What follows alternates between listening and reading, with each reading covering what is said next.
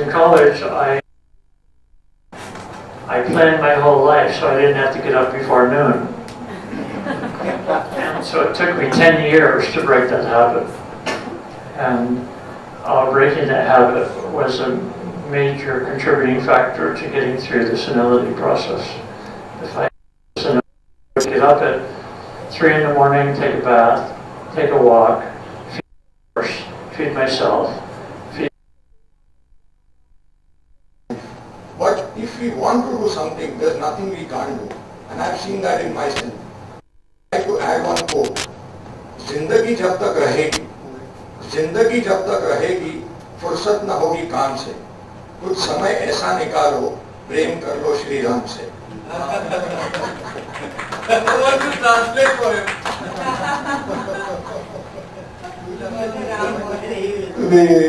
Yeah, you only translate. If you can make it rhyme also in the translation. He's very good at it. Translation will be poem. See, what I would say is, all of us are busy in this life. All our life we keep on working. You know, there is work, there is work, there is work. But if there is something in life, there is something in life we want to do, we have to find time for it. There is no time. We are all busy, but if we like something, we have to find time for it. That is the key. Whatever it is, whatever it is. Point. And so, well, it's easier to, it's communication. It's communication with family members, and it's easy to communicate the disciplines to business people because they're motivated by money. And so, when you spend time with the fire, with the spiritual purification practices, it increases your creativity to the point where you automatically increase your income. And so, if it takes more time to do the practices, your income can double. If you're allowing your creativity to be stimulated by those practices, your income can double. And so, then it's time efficient to take time to do spiritual practices if income is important to you. I would like to know about your experience of finding an immortal and dealing with an immortal. I mean, are they there? Is the biggest question. And where are they? No, he is a proof in front of us, but his experience of being with them and finding them. Yeah, well.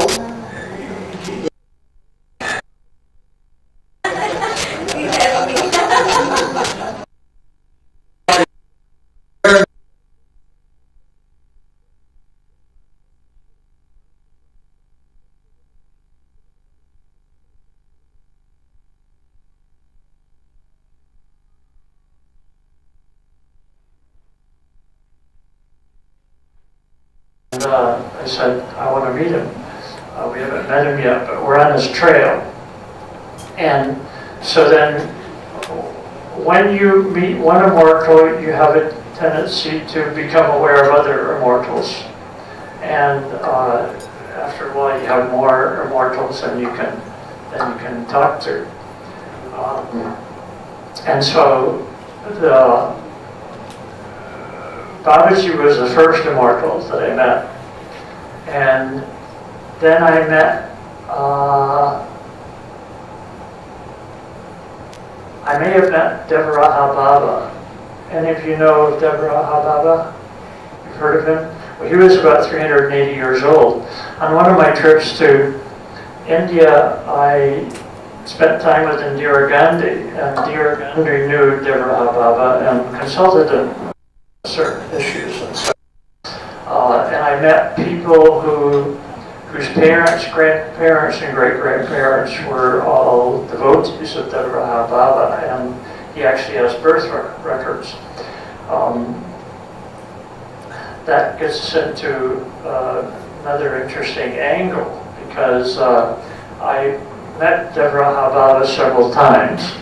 He lived actually in 4 different locations. He changed his residence for every season.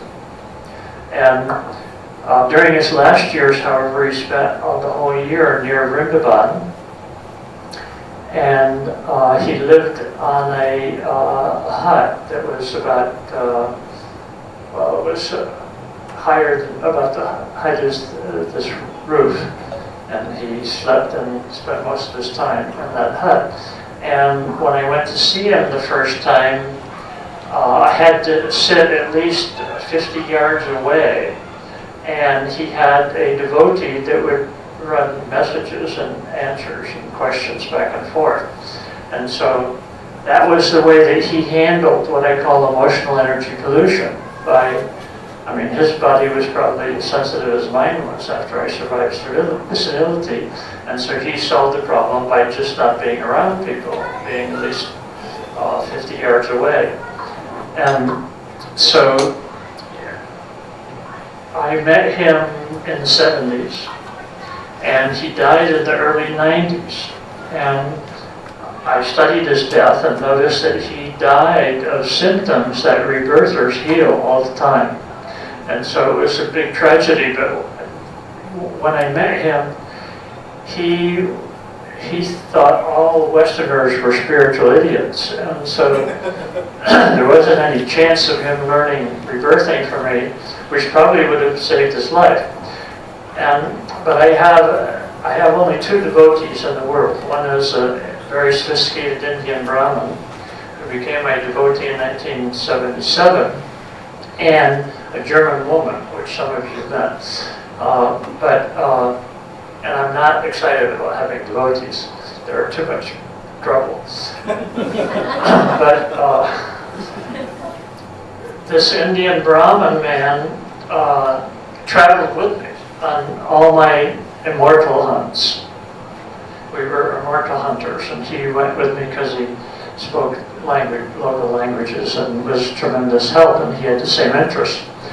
And so during one of the times when we visited Deathless, Baba gave him a secret mantra, and he told him to deliver a certain amount of money to a certain temple in a certain part of India. Well, he didn't get that money together before Deathless Baba died, but he still felt obligated and honor-bound to deliver that money.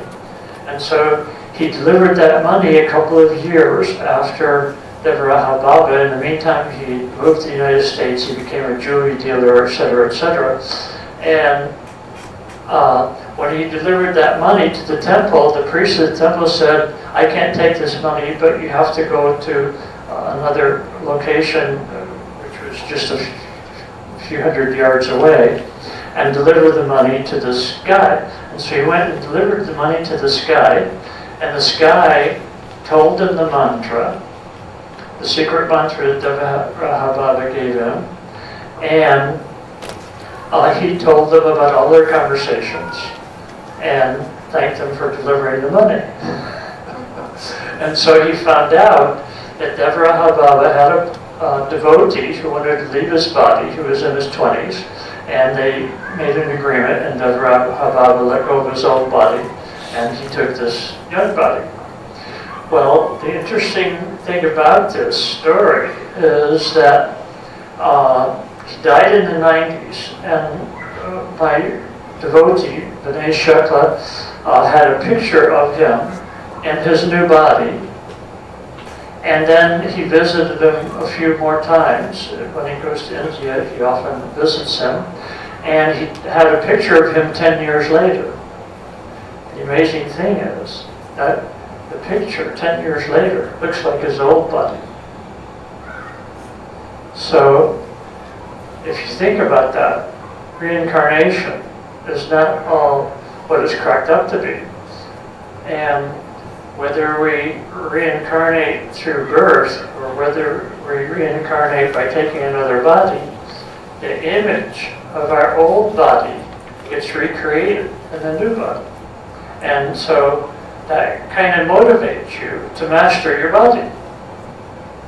And mastering the body is the ultimate game of human existence. Mastering the body is a fantastic game.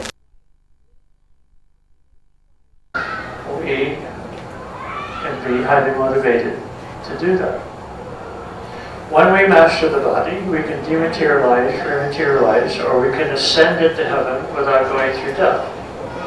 How many of you know about Swami Ramalinga? Swami Ramalinga dematerialized his body. He preached deathless consciousness his whole life. He taught physical immortality his whole life. He was a child prodigy. He followed his parents' instructions and got married, but neither his wife, he never had sex with his wife.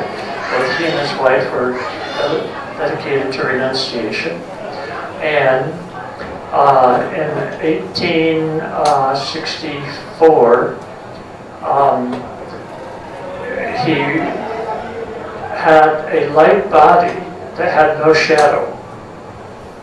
And when he walked by dead people, they came back to life. He had so much embodiment of deathless consciousness that he was a constant walking miracle. But he didn't have any serious devotees, and he eventually got upset with him and decided to dematerialize his body in the hope that his deathless consciousness would be spread to everybody on the planet. All of the atoms of his body would be spread to everybody on the planet, and it would further the cause of physical immortality. Well, it didn't work. And he was reincarnated as Dr. Pillai. And if you go on the internet, if you just Google Dr. Pillai, he is still teaching people how to develop a light body. But he has more patience now with his devotees. And he's a very interesting phenomenon. On his website, you can find all kinds of interesting information, including how it actually was his experience of dematerializing his body. He describes in intimate detail what it was actually like to have his body dematerialized. So mastering the body is not a bad idea, yeah. I've been meditating regularly, and I find that the rejuvenation that I experience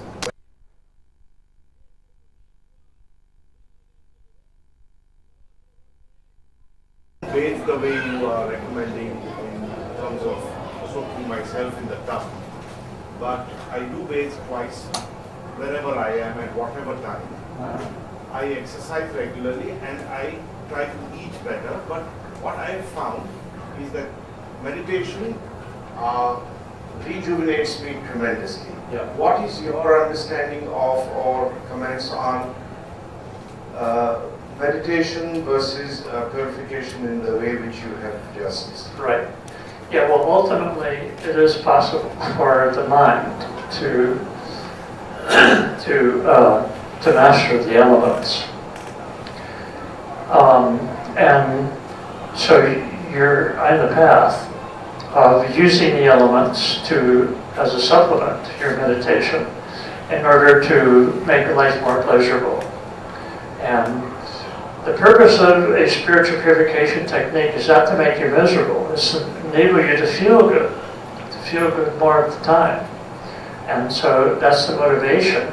And so we have to work with the practices to the extent that it maintains enough life energy for us to enjoy life.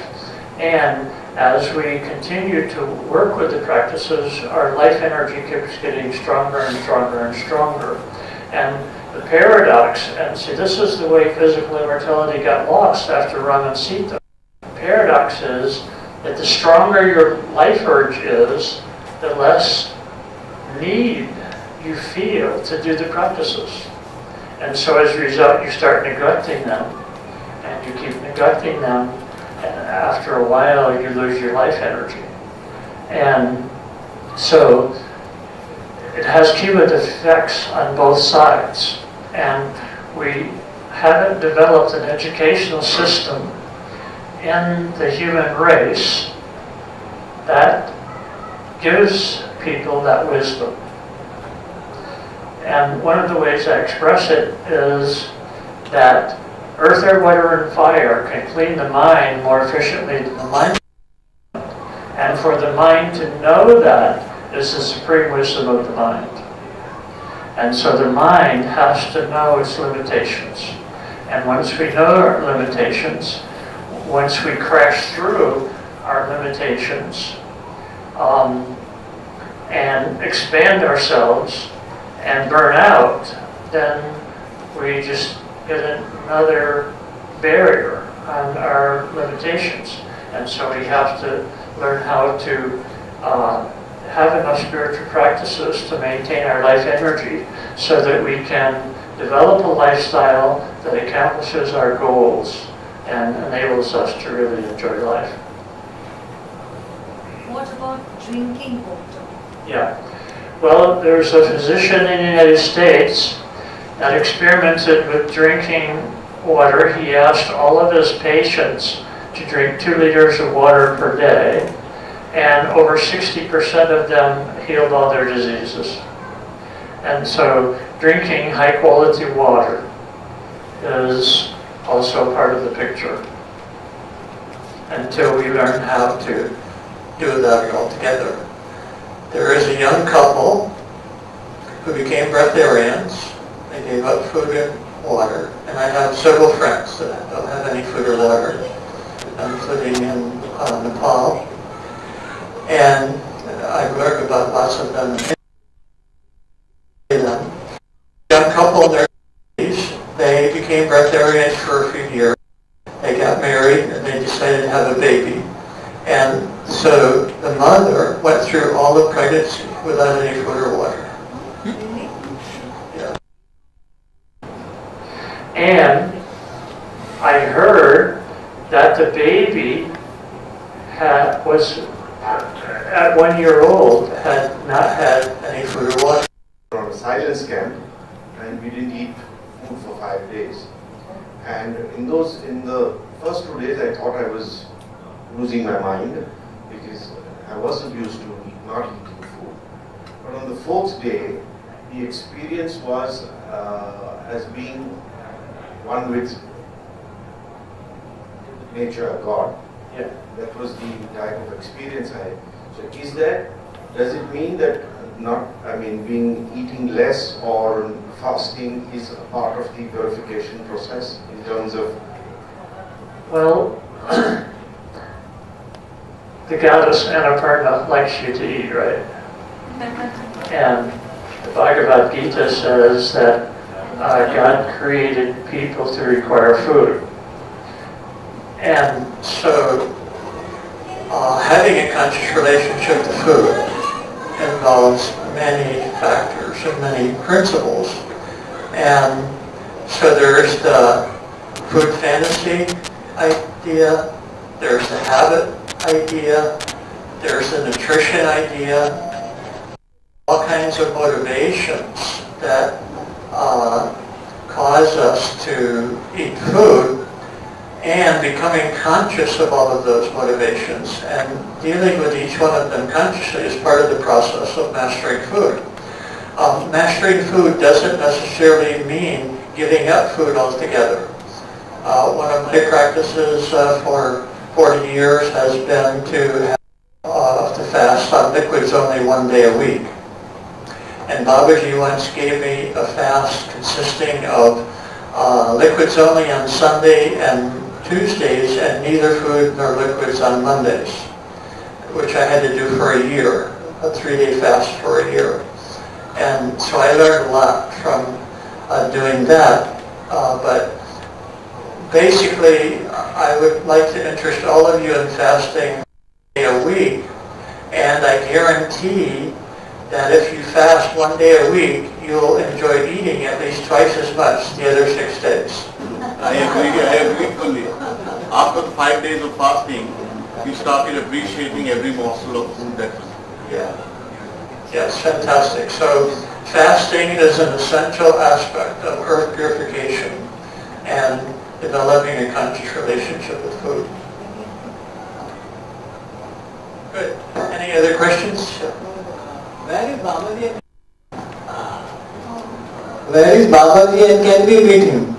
Where is Babaji? Babaji? Where is Babaji and can we meet him? Where is he? Yes. Well, in 1984, he stopped his heart and had his body buried.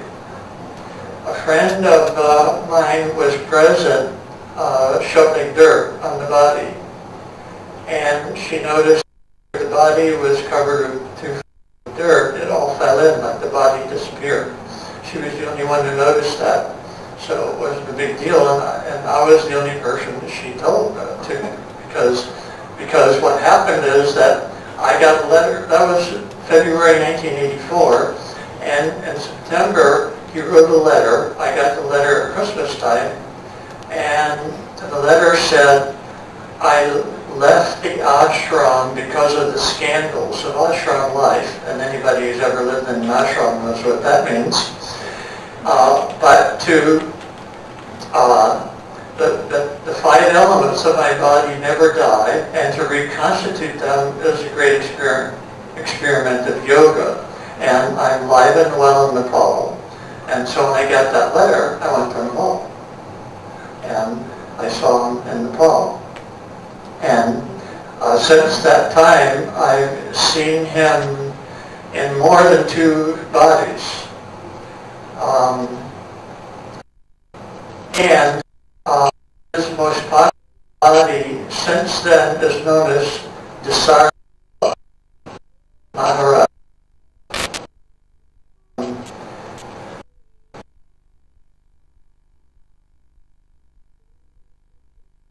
When I was in Delhi, and he has a non-public place which consists of walking the streets in the daytime and meditating at night. And so you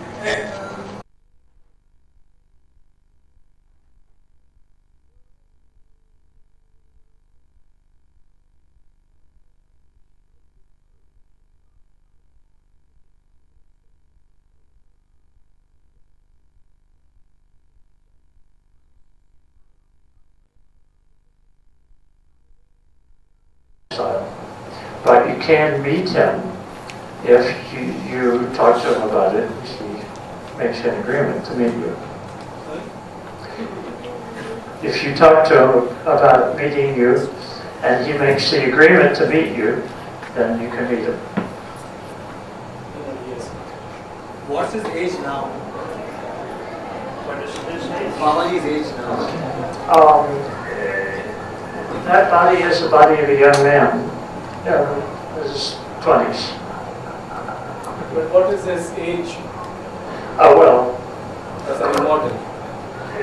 he was 9,061 in 1980. So figure it out. That's 35. Right. Is there any proof about that? Any scientific proof? Anything? Yes, actually, there is a whole book about his footprints. And his footprints have many auspicious signs that reveal his powers. And you can trace his bodies through the centuries. The same is true with Bhartriji. Have you ever heard of Bhartrihari? Yeah, so Bhartrihari has maintained a local address on planet Earth for 2,000 years, which is at Suruska Forest in Rajasthan. I have invited them. When I'm going to join you in January, I have invited some of them who are joining in January. Yes, I'll be spending the whole month there.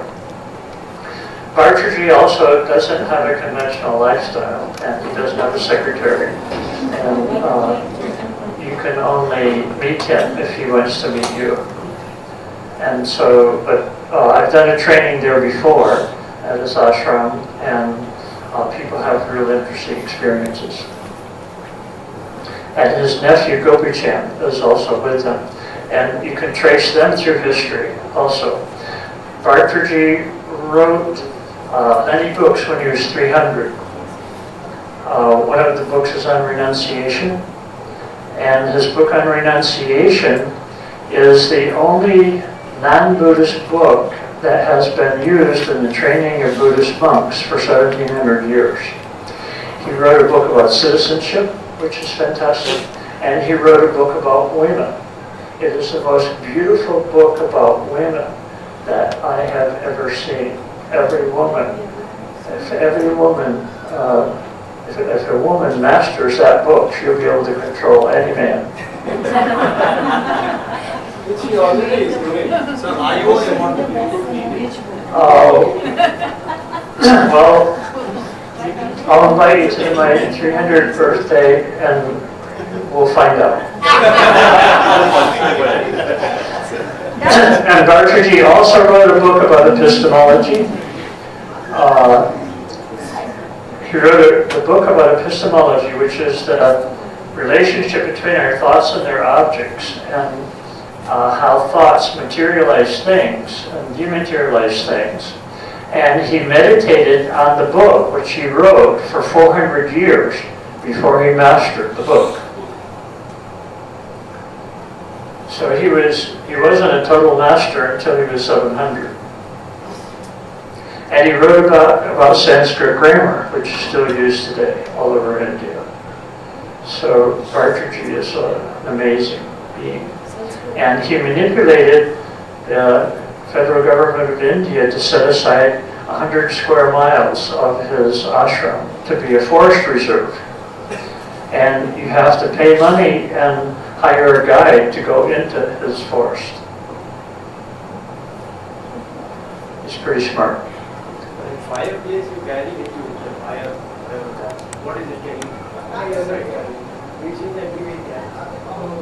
People make it for people make it. So what exactly? He wants to know how the indoor fireplace, how to have indoor. We live in apartments. Yeah, well, many houses have been built into the house. And since 1981, I've always had a house that had a fireplace. Those prerequisites, bathtub and fireplace. Only it is there in Europe. But in Pune, what I have is a big metal bowl. And I put it on a big brick so that it's not directly on the tiles, and build a fire and hang out with it. I wanted to know a little bit about you. So, why do you want to be an immortal, and what are your goals? What are your goals? Oh, I have lots of goals. And some of them are political. I have run for office in the past, but my political goals are to build a spiritual education system into the political system. And so I've been working at it for 40 years, and I haven't accomplished a whole lot. And so it'll keep me busy for maybe another 40 years.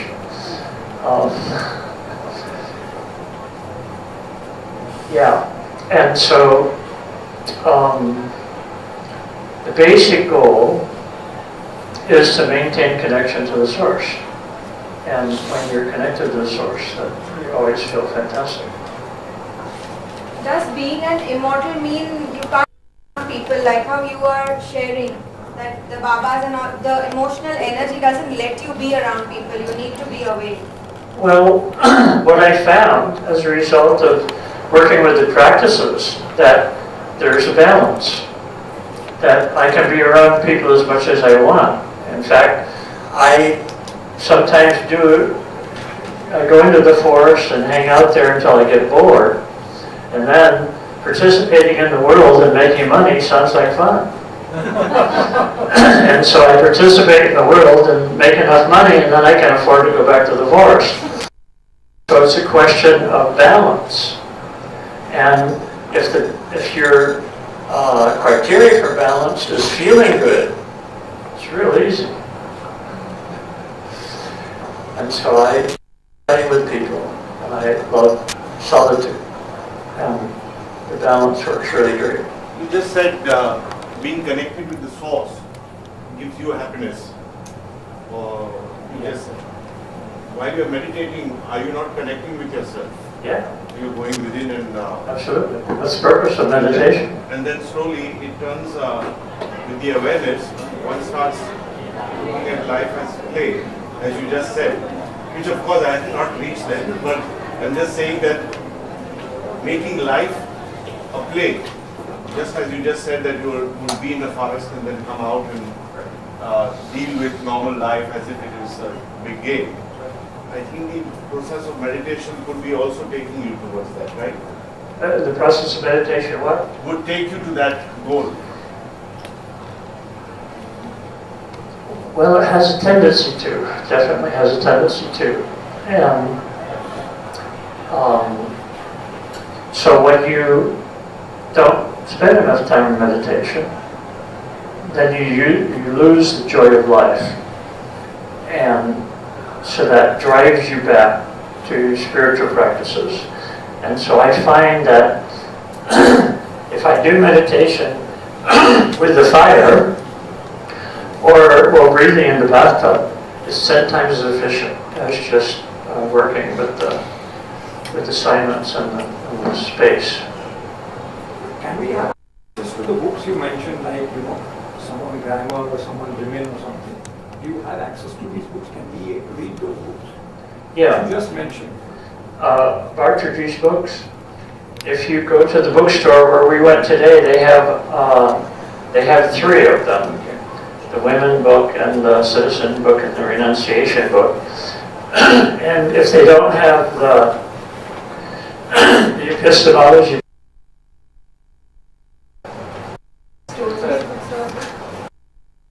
there's a bookstore under which is the official bookstore.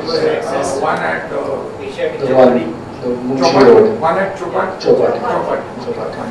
Bhavins. Yes. Okay, one last question, if at all any, so that. Can you tell us something more about Babaji. Babaji, Mahavatar Babaji? She wants to know more about Mahavatar Babaji. okay. Well,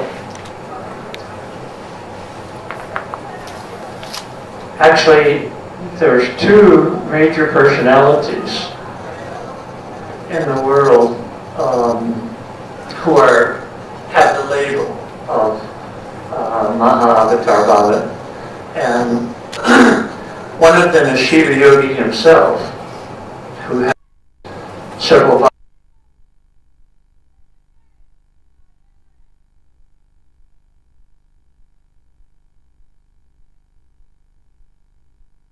There's hundreds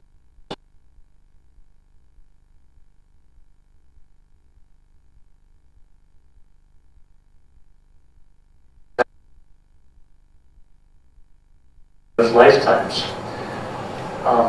And Gorakhnath is one of his bodies.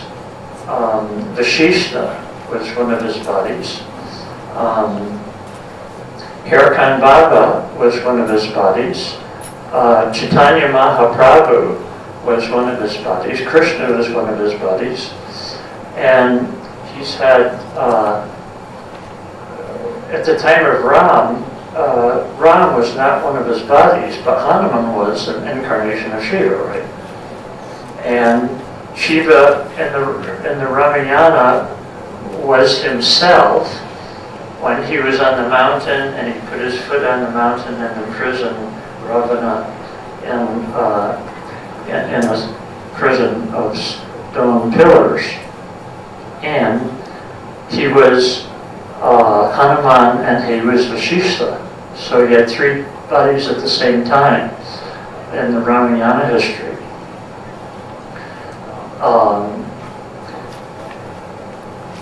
And so the other one, who is popular in present-day literature, was born 1100 years ago, and he's called Babaji Nagaraj, is another name for him. And he was actually an incarnation of Kartikeya, who is the son of Shiva in another life. You know the story of Kartikeya. And so He lives near Badrinath, an accessible valley near Badrinath, and there are several modern writers who have written about him. Any of you ever heard of Swami Ramaya? Swami Ramaya. Ramaya. Yeah. He was born in South India and held an international Babaji Congress for over 55 years. He taught physical immortality, but he died. And he became a very good friend of mine. And he created a temple in Yuma, Arizona, which has the murtis of 18 immortals. It's very powerful. It's the most powerful religious structure on the American continent. And I like to visit that when I drive through Arizona. And so he's called the Mahavatar Baba. And so as we were talking before, the current body which Mahavatar Baba has in India today is known as Dasara Baba. And yeah, actually there is a book that has been written about him, which I have. And I'm trying to think of the exact title, but I have to go back and study that book some more. But it has a history. And what I've learned about him so far is that when he came into this body, he had a devotee named Dasara Baba Maharaj, who lives near Rishikesh, and who is a devotee of him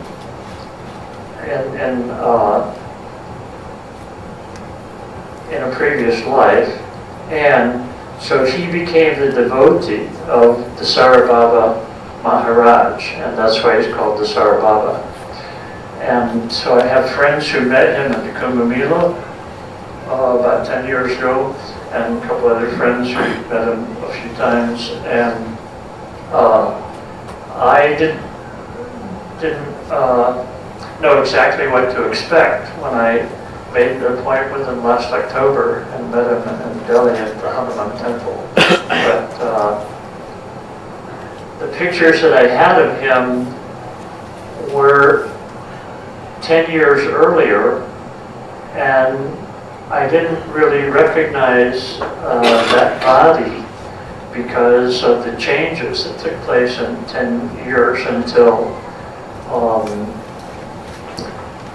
I got a current picture and realized who it was.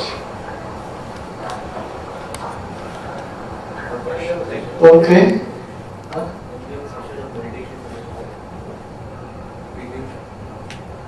So my understanding of Mahavatar Babaji is that he is an incarnation of Shiva. Have you met him?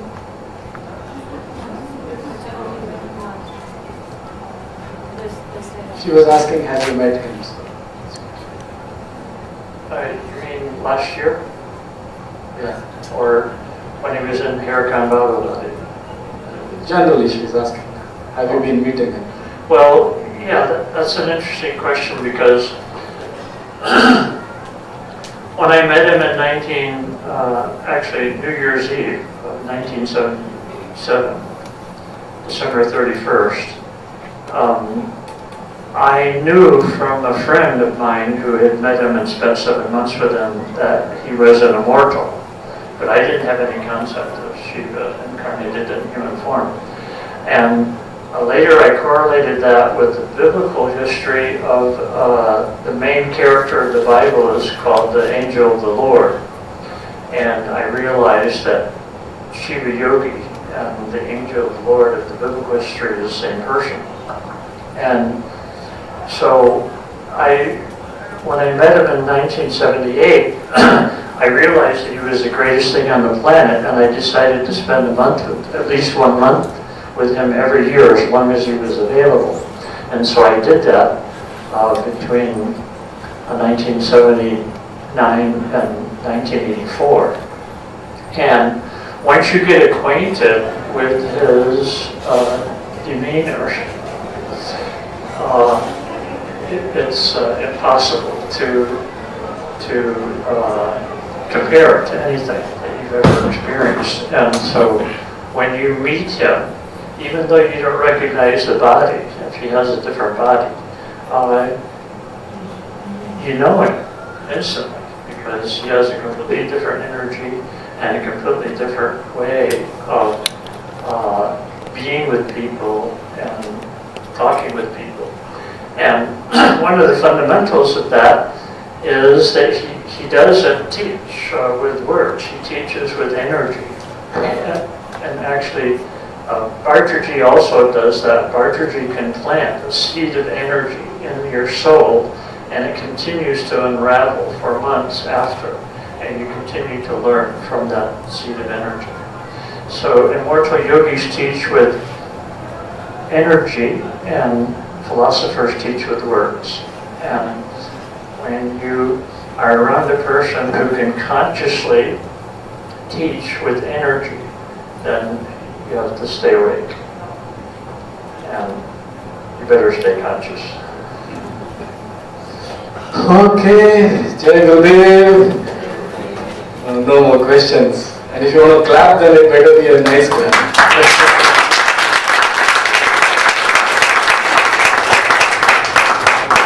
Thank you. Look forward to seeing you again. No, we're going to have, if you could wait for 10 more minutes. 10 minutes? Yes. You can just go. So inspiring, we kind of tend to listen to all these things. We tend to listen to all these things, but we read all these things, but we rarely hear it from the person who has been with all these things. Right or not? Yes. You know, so that is the beauty, and that was my entire vision of getting him here. So, and yes, I mean, his answer would have gone on and on and on, because I was just a little scared, because the last question was, who is Babaji? And I thought that he would just go on and on, because that is his most favorite thing.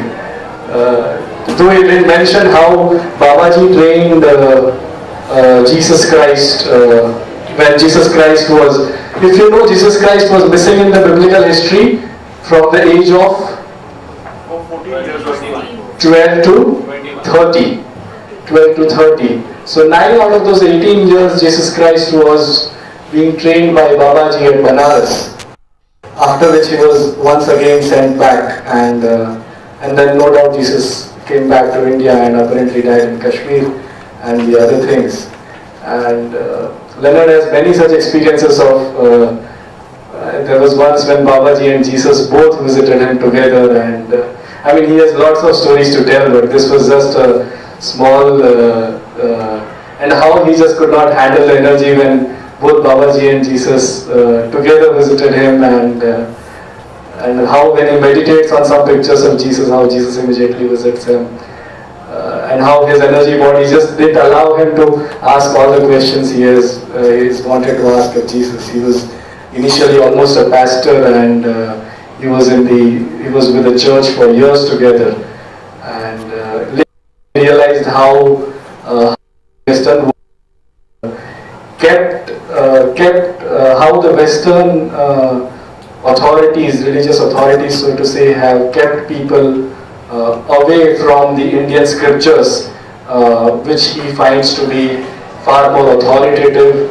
and they cover millions of years of history vis-a-vis the few thousand years that the Old Testament and the New Testament, I guess, cover. So, I mean, there are lots and lots of things we could just go on and on with, but since we are nearing the time limit,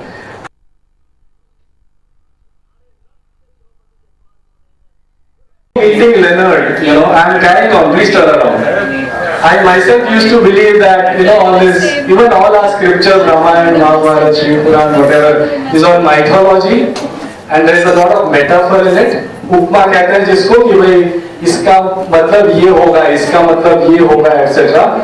I myself never fully believed in the authenticity, but when I see him discussing the richness of Indian culture and how, actually all these things, how Lord Shiva incarnates in human form in the form of Babaji in different bodies, and earlier I would never even believe, though Guruji used to talk about his Guru, Maharishi Mahesh Yogi, levitating above the ground, or how if you have read autobiography of a Yogi, Babaji is at 5-6 bodies at the same time, in different, and two friends can call each other, हाँ मेरे पास भी बाबाजी है, तुम्हारे पास भी बाबाजी है. So what is called bilocation, or what we call transfiguration of getting into somebody else's body as well, like how Gorakhnath's body was taken by Babaji when the child was thrown into the dustbin, and that Gorakh, that is where the name comes from, or Jesus's transfiguration with Moses and Elijah on the mountain just before his crucifixion when he became a ball of light. All this was just metaphor or good bedtime stories for me, but it is only now, after being inspired and after being in touch with him, that I, and much more, even the story of Jesus' resurrection and he coming back to India after that, he being on the cross for 12 hours and yet not dying, how coming up alive after that, after 40 days, and then coming all the way to India, or many such, what we call clairaudience, listening to Babaji, or anybody, clairvoyance, being able to see things, remote viewing, okay, यहाँ बैठ के कहीं दूर का दिखे तुमको.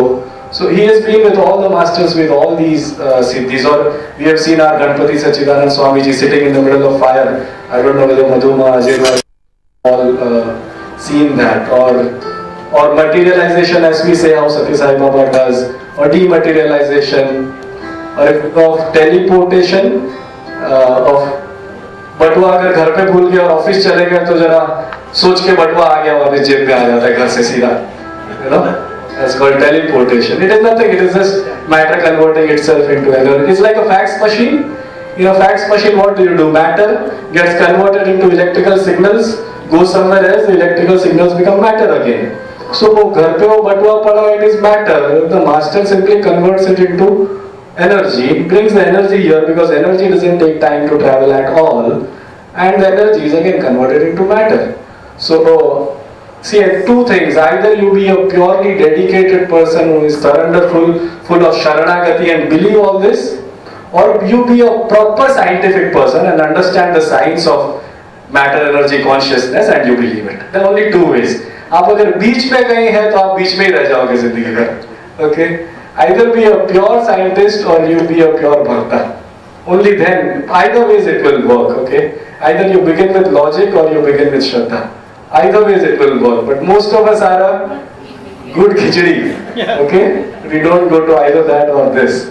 That is why. So I was a skeptic. I used to believe in rational, but now after having known him and I fortunately have both the left and right brains, so that skepticism was balanced by this. So the whole idea of getting here came to me in the US itself, when I would sleep in the dhuni. I and Komal used to spend time in the dhuni all night with the fire, or on once a week basis or daily basis or whatever. So I hope it has been a worthwhile initiative to get him here. Yes? Yes. Okay. So now all these things do not make sense if you do not do, if you do not continue and do your sadhana. This will simply become spiritual entertainment for you. Yes or no?